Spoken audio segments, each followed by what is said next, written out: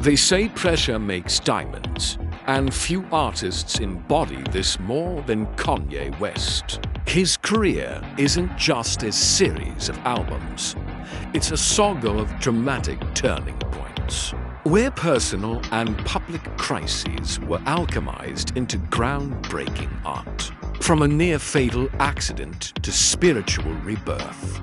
These are the moments that didn't just define Kanye, they redefined music itself. It all begins with the screech of tires and the shatter of glass. In 2002, a life-altering car crash left Kanye with a fractured jaw, wired shut. For most, this would be a pause, a moment of recovery.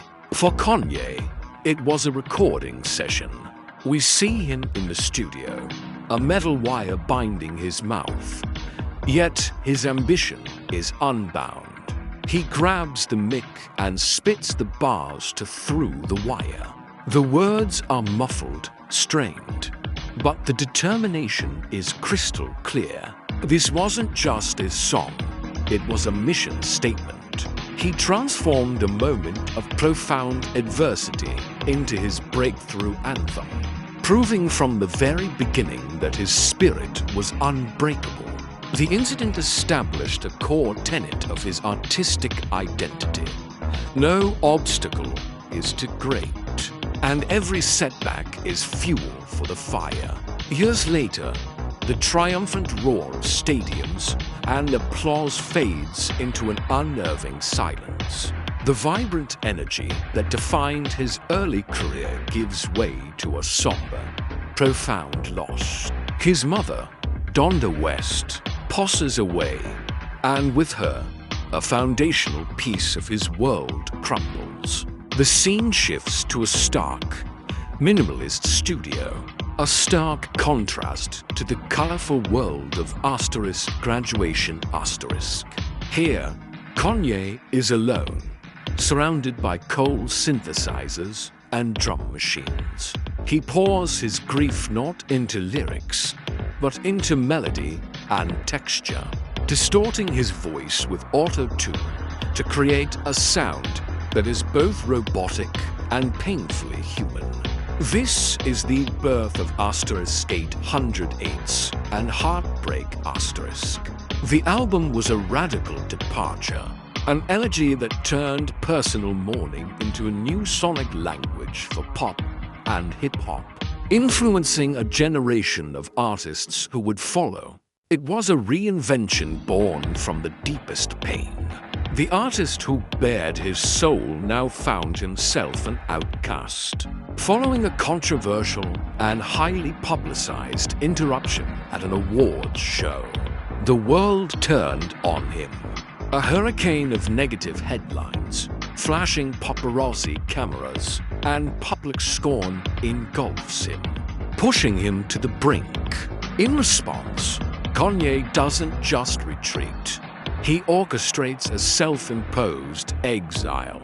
He flees the chaotic noise and escapes to a serene studio in Hawaii, gathering a dream team of collaborators. As the storm of public opinion rages outside, a different kind of storm brews within the studio, a symphony of lush, maximalist, and unapologetically complex sound. He channels the scorn, the criticism, and the isolation into My Beautiful Dark Twisted Fantasy*. The result is not an apology, but a masterpiece. A grand artistic statement that transformed public disgrace into his most critically acclaimed work. The final major pivot is not one of rebellion, but of redemption. The scene transitions from the decadent studio to a vast, open landscape under a clear sky. The focus is no longer on a lone genius, but a collective. Kanye stands not on a stage, but in the midst of a gospel choir, leading his Sunday service. The visuals are bright, uplifting, and communal.